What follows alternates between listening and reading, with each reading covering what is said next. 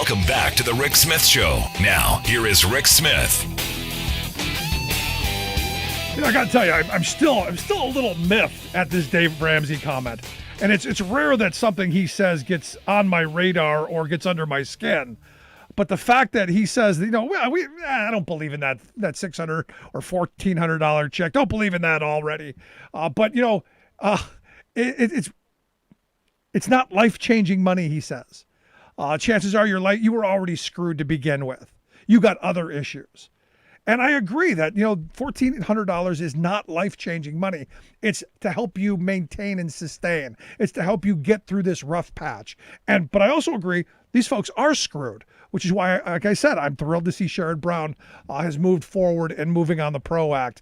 And I'm certainly happy that Joe Biden is in the White House and here to share some thoughts on, well, not just Dave Ramsey's comments, but maybe a little bit of what happened today. I've asked our good friend Morris Pearl to come talk with us. Morris is the chairman of Patriotic Millionaires, a group of very wealthy people who say, you know what, maybe we should raise the minimum wage. Maybe we do need more equality in the economics world. Maybe just a little. Morris, thanks for taking time for us. Thank you, Rick. Great to be in your show. So let's start with Dave Ramsey. It's not life-changing money. $1,400, that ain't life-changing money. And if you needed it, you're probably screwed anyway. I'll tell you, it's not going to change my life one way or the other. But there's a lot of people out there who are short a few hours a week to make enough money on wages to pay their rent. And there's a lot of people for whom $1,400 can make a difference. Guys who make $30,000 a year, that's a lot of money. No, and what it is, as I've been saying, look, if you're behind on your rent, it's going to help you stay in your house. If you're behind on your light bill, that's what it's for. It's a rescue plan. It's not we're going to change your life. I can change your life. We'll get you a union job, get you union benefits and retirement security. That's going to change your life. But a check right now is only going to help you put food on the table and keep your kids with a roof over their head.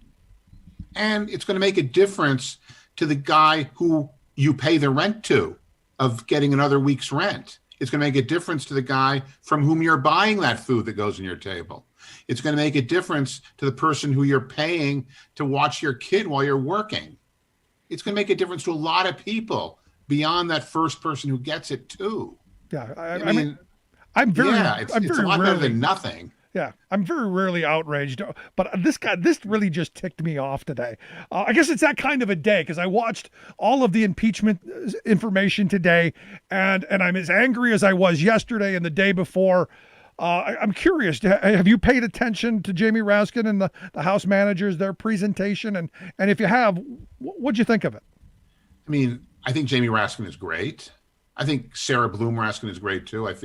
I can't imagine losing a son under those kind of circumstances. But then getting back to work, putting the case in front of the American people.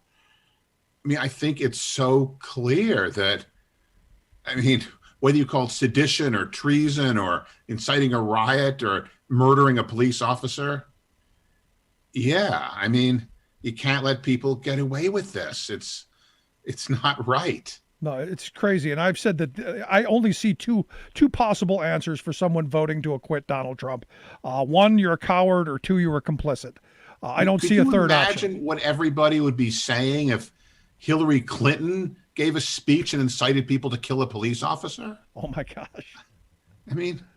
There's a complete double standard here among, a lot of the population. And it's just ridiculous. I can't imagine. I had to walk out of the room where my wife was watching the impeachment hearing, the impeachment trial all day. The videos that they laid out were some of the most vile videos I've seen. And there's the reality for me is I take solace in knowing that is going to be something that in 100 years, in 200 years, people are going to remember, and they're going to be able to see the people who did what they did, and hopefully we learn from this history and never allow it to happen again.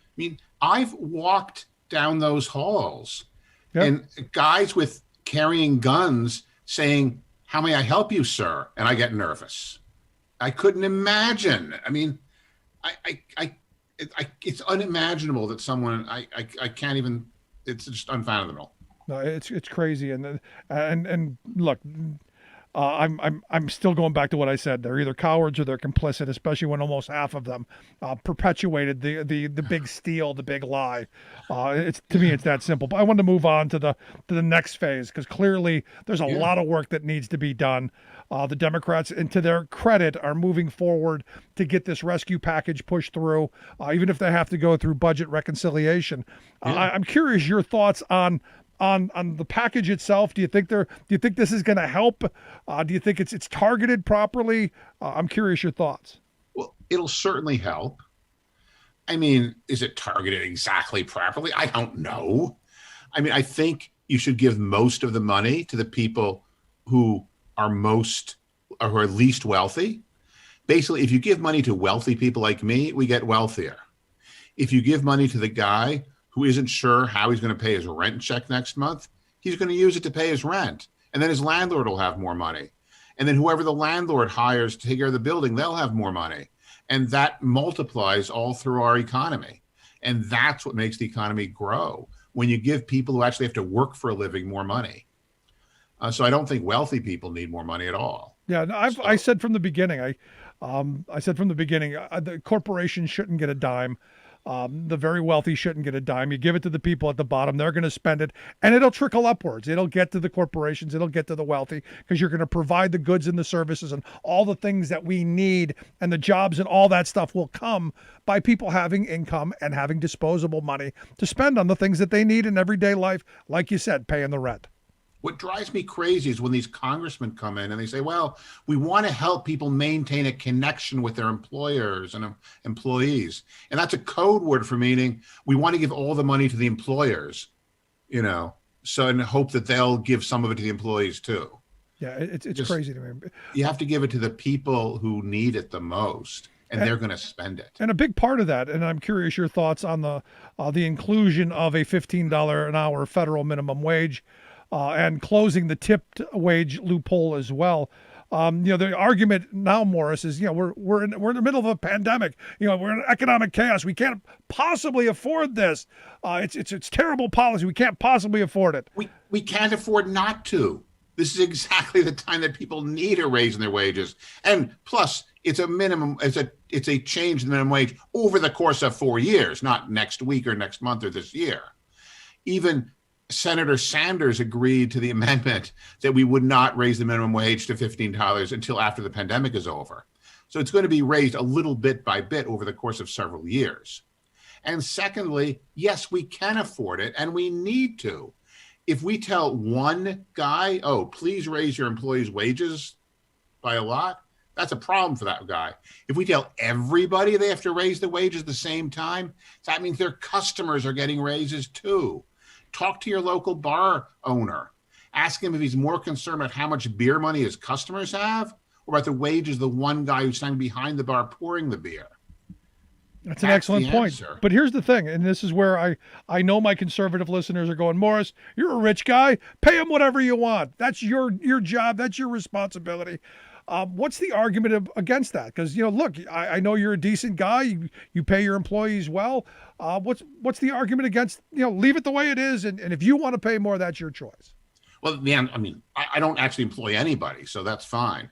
But the argument is we want everybody to raise the wage at the same time. It's the point I was making that if you tell one employer, please raise the wages of your employees, that's money out the door. If we tell all employers to raise the wages at the same time, that means the customers have more money too. That means every business can sell more stuff because all the people have more money, not just the employees of the one employer. Right. So we have to do it for all people at the same time, including the people who are in jobs where they get tips also. Having a job that depends on tips is just ridiculous. And the people giving the tips think they're giving something extra. And really, it just goes to get them up to the minimum wage. So I think everybody should get a minimum wage, and it should go up to $15 an hour. And if it has to take a few years, then it has to take a few years. But we have to go in that direction. And then I argue it has to be, and this is not something that I've seen in the legislation. Maybe you know more than I do, but I don't see it being indexed to inflation down the road, is it? Yes, well, it's indexed to median wages. So the idea is as not average wages, but median wages, which goes up more slowly than average wages. But yes, it will go up as the median wage goes up automatically after it reaches 15. Okay, because So we're that's a here good 12 thing. years. We're here 12 years without an increase. Yeah. And people have less buying power now than they did in the late 1960s. Yeah, it's crazy. So how do you see this playing out? Because the reality is I don't think this is going to pass with a single Republican vote. It didn't pass in the Senate just the other day at 5:30 in the morning with a single Republican vote. Do you think this is something Democrats are going to have to do through budget reconciliation? Well, Senator Sanders says he thinks they can put it into the budget reconciliation.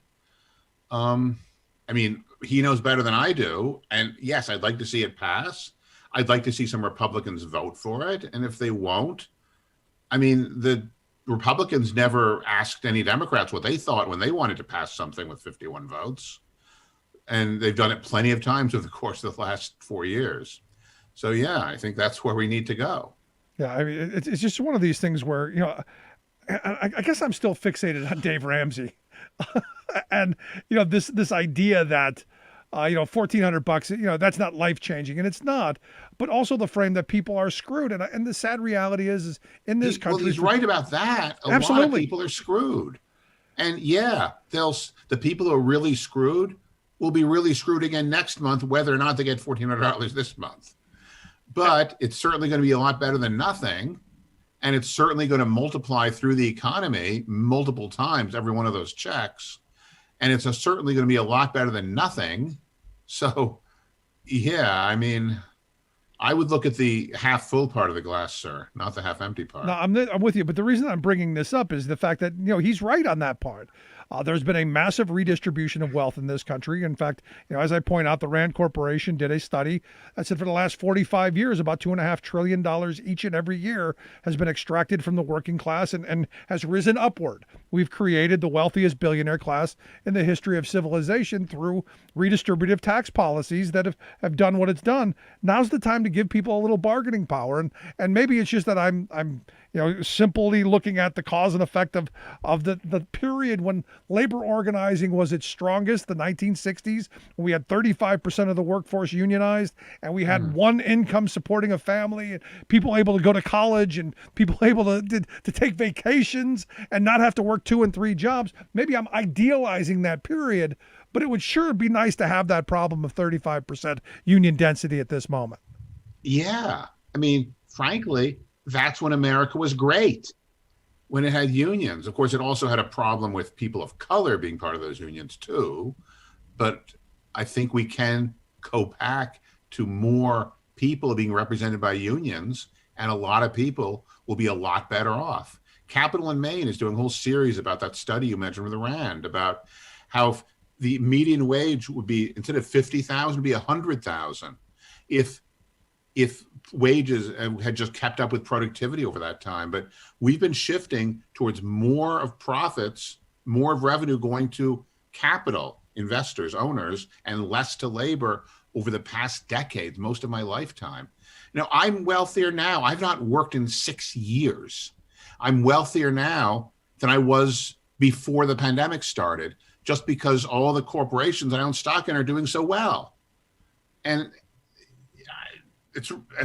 it's getting ridiculous. So the other person would ask, Morris, since you are doing so well, you won. Why do you want things to change? You've won. Well, no, things are changing. Things are changing. Things are not the way they were when I was young. Back then, anybody who worked hard could succeed. Now, people who want to succeed have to pile up so much student debt, have to work 2 or 3 jobs. They have to do so much, they can't make it happen anymore. The only people really succeeding are the children of rich people. I want my granddaughter and her generation to have the kind of opportunities I had when I was growing up. I want the state, our government, to pay for people's education the way they did then, and not have to send people to private colleges or have them put, indebted for their entire lives with student loans. Yeah. So I want things to be back the way they were when I was younger, so that the next generation, the one after that, can have the kind of opportunities that I had. Yeah, but when you were younger, Morris, and you're a couple years older than I am, but when you were younger, the top marginal tax rate on people like you was 70%. And a little bit older than you, it was 92%. Yeah, Ken Langone, the guy who helped start Home Depot, is now going around a bus tour talking about how we need lower taxes so people can start businesses. He started that business when he was paying a 70% tax rate, and he lived in New York the whole time and never thought about moving. And yeah, that's the kind of thing we need to go back to. People did fine paying higher taxes. It's a lot better to make a lot of money and pay taxes on it than to not pay any taxes at all because you don't make any money. That's an excellent point. So, you brought up the student loan thing. Do you think Joe Biden's going to move on some debt forgiveness? I think so. I think they're going to have something. It just makes me sick the way even some of the Democrats. I met in person with one of the Democratic senators who said, well, everyone will get so angry if all of my constituents who paid off their student loans and worked hard will be so angry if these other guys get a free ride. Saying, are you out of your mind? And just, it's so ridiculous. We have to help the people who need the most help and not worry that, the people who don't need help will feel bad because other people are getting more help than they are. Yeah, I mean, I don't know when we became that society. I don't remember it as a kid where I looked at you and I was jealous of what you had and said you shouldn't have it. I remember going, hey, you've done well for yourself. I want to do well too. How do I do what you've done? Instead of, no, screw you, we're going to tear you down. It's bizarre to me. It's okay for you to be upset about the billionaires who are getting rich, but there's no reason for you to be upset at the poor people who are getting some help paying off their student loans. Yeah. Those are the people you don't need to be upset at, Rick. No, I'm with you. Last question I've got for you. Obviously, I'm hoping middle of March for this rescue package. Is this what you're seeing the timeline to be? Sometime middle of March? Yeah, they want to go to the middle. They want to have it done before then because that's when the unemployment insurance runs out. Right. So yeah, I think they're planning in the next couple of weeks. I hope this gets done and quickly. But Morris, I appreciate the time and the work that you guys do over at the Patriotic Millionaires. If folks want to check out the work, patrioticmillionaires.org is the website. Morris Pearl, I appreciate the time, my friend. Anytime, Rick. Thank you. Good stuff as always. Let's take a quick break. Right back. Stick around. You're listening to The Rick Smith Show. We're working people. Come to talk. Remembering that united we bargain, divided we beg. Rick Smith.